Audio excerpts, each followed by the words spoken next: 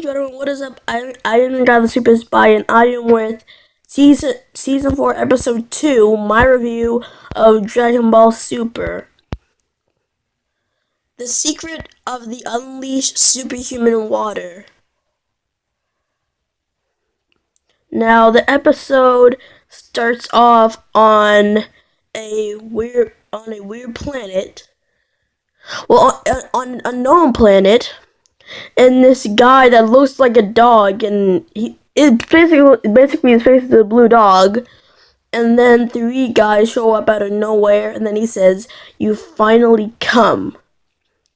But then we go back to Earth, and Monaka comes to Bulma's house to deliver her some sweets. And while he's doing that, Bulma asks him for some help on some experiment.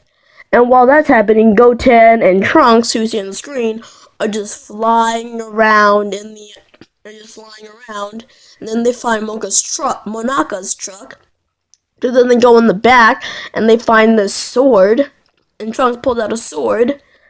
And then Goten finds, I don't know what it is. It's basically like a blow up cat.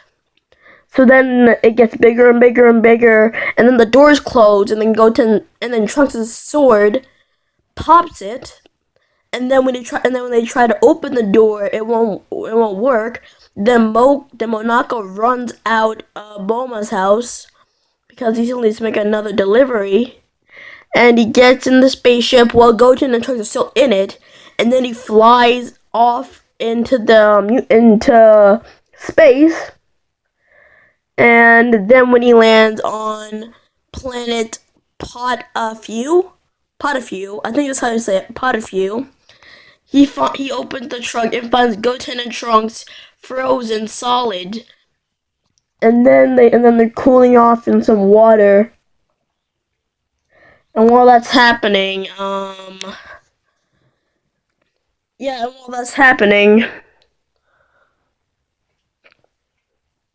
the guy that looks like a dog from the beginning of the episode comes, and I think Mocha has a delivery for him.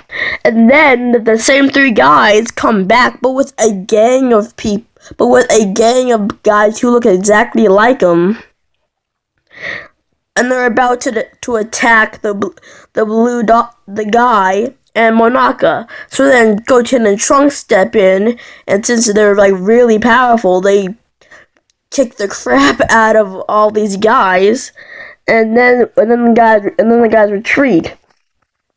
And while the guy that looks like a dog, while all that's happening, there's a secret, there's a key that looks like a pacifier, like the thing when you're a baby that you suck on in your mouth. And that's a key to some secret water that makes you that makes your key increase 100 by 100 times. And he loses that key, and one of the guys from the gang spots it. And while they're looking, Monaka passed out while Goten and Trunks were beating up the thugs.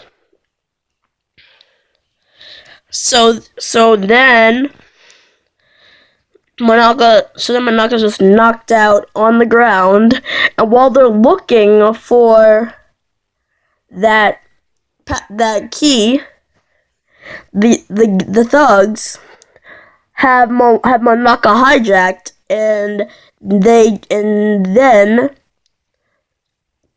then Chi-Chi and Vegeta and Jacko find out that Trunks and Goten have been flown off into space on some random planet. And Vegeta's kind of saying that this is Bulma's fault because she ordered the sweets, and she never ordered the sweets. Monaka wouldn't have come, and Trunks and Goten wouldn't have gotten in the truck. So then she has Jacko, I think it's Jocko, to try to find Trunks and Goten, and he says no because he has to find this guy. And the guy he's looking for is one of the guys who took Monaka hostage. So then Bulma basically bribes him because there's a picture of this guy who's kind of like a king. And if Bulma lets the guy see the picture, Duck will be fired. So now he has no choice but to go and help but to go and go Vegeta and Goten. Well, Trunks and Goten. I'm sorry, I'm messing up a lot in the video. But anyway, and then Vegeta goes with them just in case. So then they fly off, and while that's happening,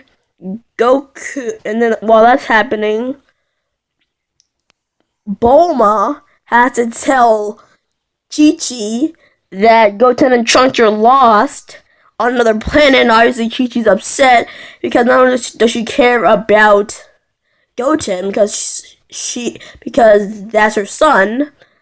I feel like she'd be really mad at Bulma because Bulma lost Chi-Chi's kid. So I can only imagine how furious Chi-Chi is. So now she's just screaming for Goku, but he's on King Kai's planet trying to get his keel back together after he uses his ki recklessly.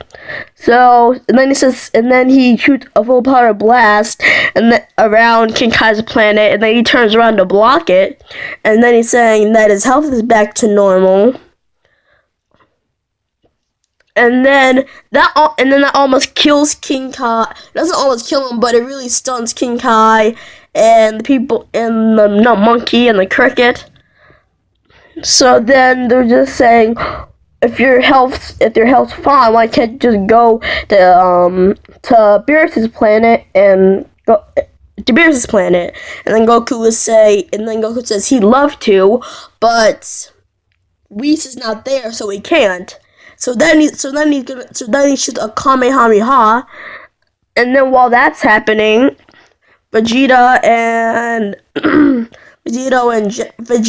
Jakko are flying to planet Potafu, and then while they land, Goten and Trunks are tied up, and then they're getting shot at by the guys who are now for some reason purple, and Goten and Trunks and the guy and Monaka getting shot at.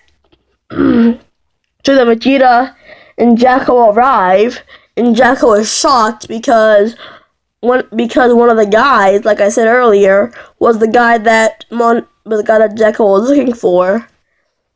So then Vegeta just wipes out three guys and takes out the rest of the crew with an energy blast, and then it's down to him and the guy Grill.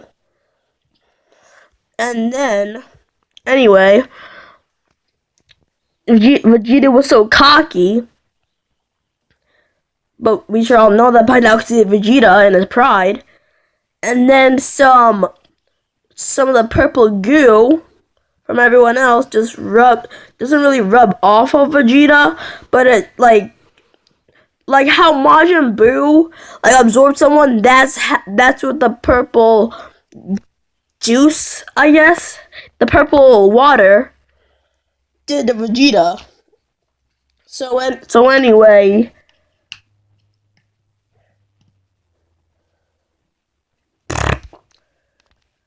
sorry about that. So anyway, Vegeta